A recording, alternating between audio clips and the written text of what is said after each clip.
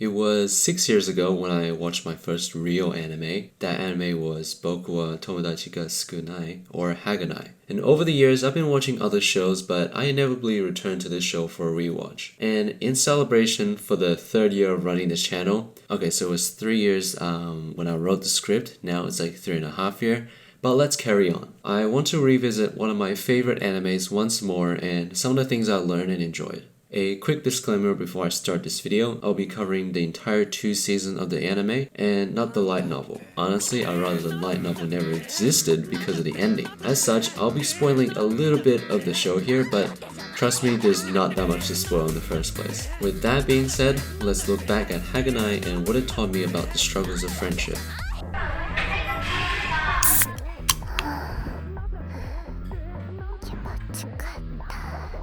But first, a bit on the story. The anime focuses on Hasegawa Kodaka, who recently moved back to the town he lived in as a kid and transferred into a Catholic high school through his father's connection. Him and his little sister Kobato are half British and half Japanese. Their mother passed away when they were young. Since their father is an archaeologist and often travels overseas, the two of them live by themselves. At school, Kodaka is unable to make any friends due to his appearance.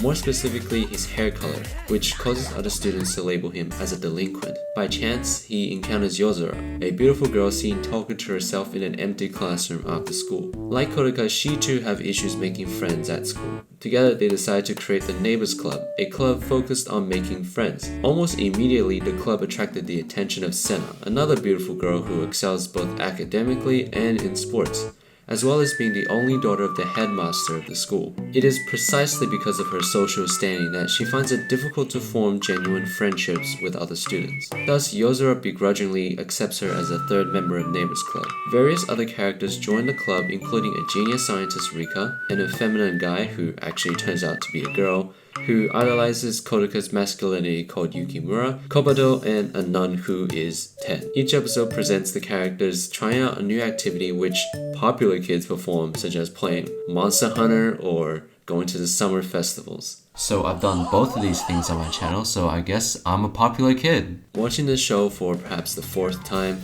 one of its central themes, that of how people label one another, becomes much clearer, both for Kodaka and Yukimura, characters who are often judged based on their appearances. Their actions are almost always mislabeled. For Kodaka, on his first day of being transferred to school, he missed the bus and had to basically run to school. When he finally arrived, he was out of breath and tripped over the platform. So when the class saw his hair color and his mannerisms, they just collectively assumed that he was a delinquent. And from then on, they assumed the worst of his actions. When the girl sitting next to her lent him her textbook, the rumors spread about how he stole the textbook from her. The reactions of the students can often be heard in the background, misinterpreting the actions of Kodaka as something unlawful. In a similar fashion, Yukimura experiences the same prejudice to a lesser degree. In season 1, the audience are led to believe she is a guy. Her appearance and mannerisms resembled that of a girl, and as such, the guys in her class avoids her during gym lessons. What I find most interesting is how they respond to these situations. For Yukimura, she wants to become more manly by studying under Kodaka. In her case, she deals with the isolation by changing herself. But for Kodaka, his approach towards the judgment of others is different. The color of his hair, which many people have called pudding colored, contributes to why others see him as a delinquent. When asked by Senna why he doesn't just dye his hair to a more natural color, Kodaka's response, which is one of my favorite dialogues in the show, as well as just being a great character moment, explains his reasoning. なんでこの髪の毛が母親から受け継いだ見た目でわかる唯一のものなんだ。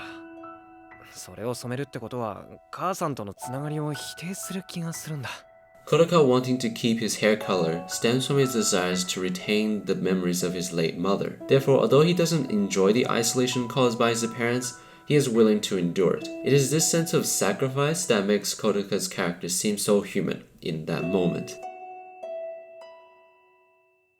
The grand reveal in season 1 is that Yozora is actually Kodaka's childhood friend. Not that it was that big of a surprise since everybody knew by episode 3. This changes the dynamics in the group greatly, because it is also revealed that Yozura's true intention was basically to get closer to Kodaka and thus pursue a romantic relationship. Seemingly not wanting to get one up by her, it is shown in season 2 that Kodaka and Senna have also met when they were young and were arranged to get married by their parents. After it is revealed that Yukimura was a girl, the name of his club became more like a place where these girls are trying to get with Kodaka. It is during this time, viewers may start to notice this phenomenon happening more and more.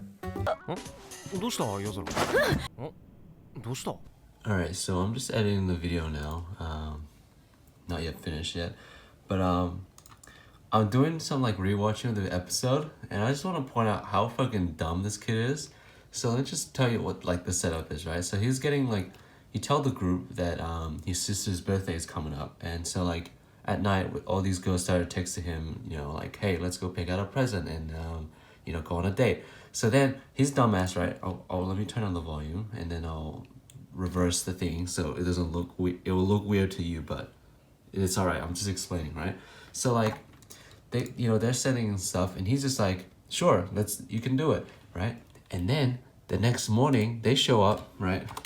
They freaking show up to the station, right? They're obviously pissed, okay? They're not happy that, you know, that everyone in the club all the girls in the club are here, okay?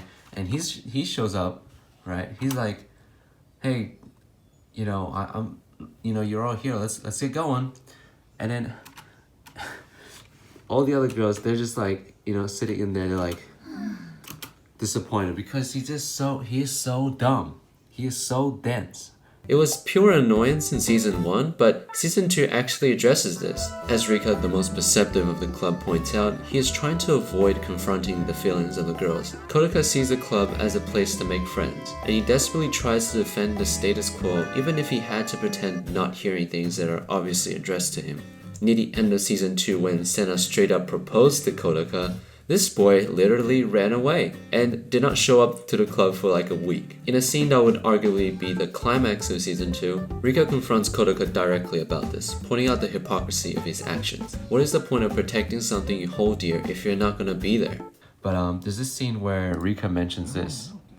Very interestingly, so this is a very like prominent shot, okay? Very nicely framed, you got the shadow going in, and then she turns around, right? Turns her head, and then says this, and then the music kicks, like the sound effect kicks in, so it's a very prominent line, okay? And she says this.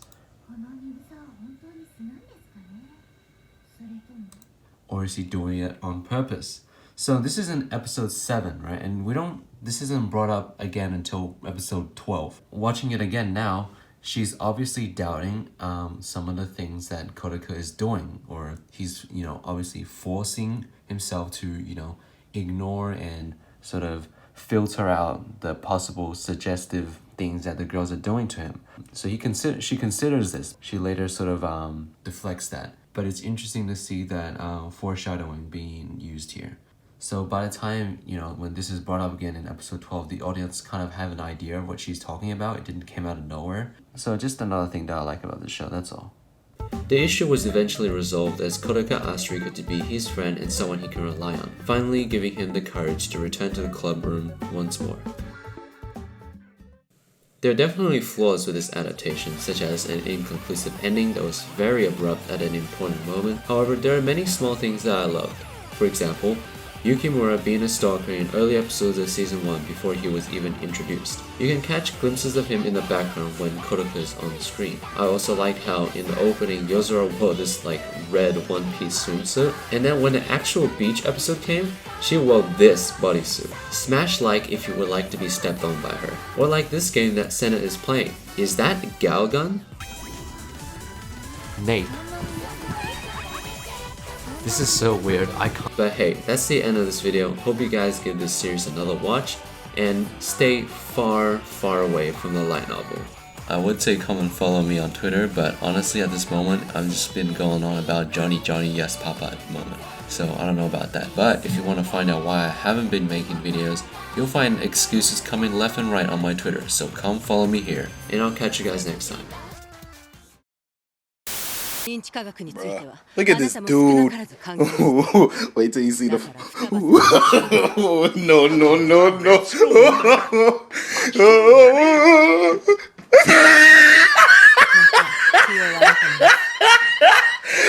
Look at the top of his head.